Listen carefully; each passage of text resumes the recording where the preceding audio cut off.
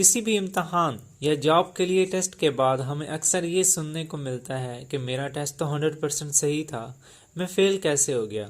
یا اکثر لوگ کسی پرٹیکولر فیلڈ میں ماہر ہونے کا دعویٰ کرتے ہیں، لیکن حقیقت اس سے مختلف ہوتی ہے۔ اس بات کو ہم ایک ایگزامپل سے سمجھتے ہیں۔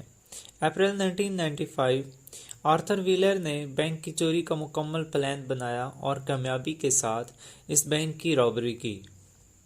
لیکن سی سی ٹی وی کیمرے کی فوٹیج لوکل نیوز چینل میں نشر ہونے کے بعد اسے اسی ہی دن پکڑ لیا گیا۔ انویسٹیگیشن میں اس نے غصے کا اظہار کرتے ہوئے بتایا کہ ایسے کیسے ہو سکتا ہے کہ میری فوٹیج ریکارڈ ہو جائے، میں نے اپنے چہرے پہ انویزیبل انک لگائی ہوئی تھی۔ لیمن واٹر سے لکھنے پر عبارت پوشیدہ رہتی ہے، لیکن اس نے شاید یہ سمجھا کہ اس سے انویزیبل بھی ہوا جا سکتا ہے۔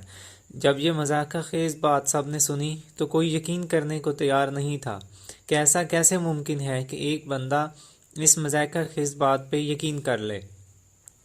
یہ بات جب 2 سائیکالوجسٹ کو پتہ چلی تو انہوں نے اس رویے پر تحقیق شروع کر دی۔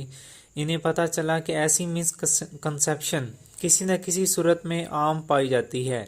ڈیوڈ ڈننگ اور جسٹن کروگر نے مسٹر ویلر اور ایسے بہت سے لوگوں کی زندگی کا مطالعہ کرنے پر اس نتیجے پر پہنچے کہ لوگ کم صلاحیت کے ساتھ کسی ٹاسک میں خود کو اوور ایسٹیمیٹ کر لیتے ہیں۔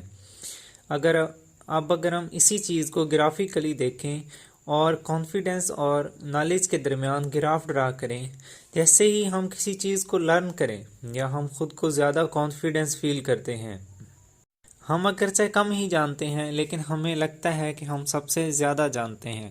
مزید جاننے پر ہمیں معلوم ہوتا ہے کہ چیزیں کچھ کمپلیکس ہیں اور موٹیویشن کم ہونے لگتی ہے۔ جیسے جیسے ہم زیادہ لرن کرتے ہیں، ہمارا کانفیڈنس لیول لو ہوتا چلا جاتا ہے اور ہم اکثر اس سٹیج پر پہنچنے کے بعد چھوڑ دیتے ہیں کیونکہ ہم سمجھتے ہیں کہ ہم کچھ نہیں جانتے۔ صرف تسلسل کے ساتھ ہی اس سٹیج سے گزر کے کانفیڈنس کو دوبارہ انکریز کیا جا سکتا ہے۔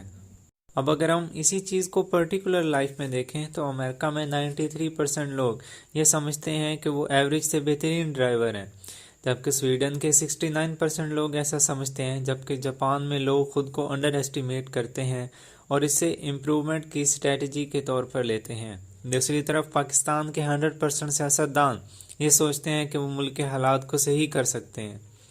لرننگ کے سفر میں نکلنا مشکل ثابت ہوتا ہے، لیکن اسے جاری رکھنا ول پاور اور نالج کے درمیان ایک میدان جنگ ہوتا ہے۔